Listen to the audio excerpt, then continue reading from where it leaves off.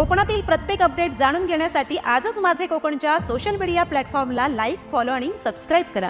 रायगड जिल्ह्यातील राजेवाडी ते आंबडवे राष्ट्रीय महामार्गाच्या कामात मोठ्या प्रमाणात अनियमितता आणि गैरव्यवहार होत असल्याचा गंभीर आरोप स्थानिक नागरिकांनी केलाय। सुमारे 350 कोटी रुपयांचा सुरुवातीचा निधी अनेक वर्षांनी 3 पटीने वाढवूनही महामार्गाची सद्यस्थिती अत्यंत निकृष्ट आणि धोकादायक असल्याचे चित्र स्थानिकांच्या म्हणण्यानुसार आहे।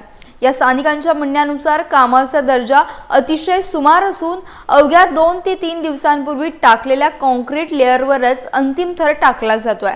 याबाबत रात्री उशिरा तक्रार करूनही कोणती ठोस कारवाई झाली नसल्याचे नागरिकांनी सांगितले। कामाच्या ठिकाणी सुरक्षा उपाययोजनांचा पूर्णतः अभाव दिसून येतोय।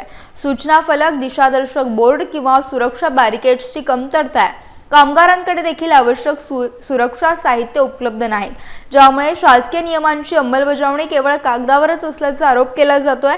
वारंवार तक्रारी करूनही संबंधित ठेकेदाराचा मनमानी कारभार सुरूच असल्याने या कामात मोठ्या प्रमाणावर भ्रष्टाचार झाल्याचा संशय नागरिकांनी व्यक्त केला। या प्रकरणाची सखोल चौकशी करून दोषींवर कठोर कारवाई करण्याची मागणी स्थानिक नागरिकांनी केली आहे।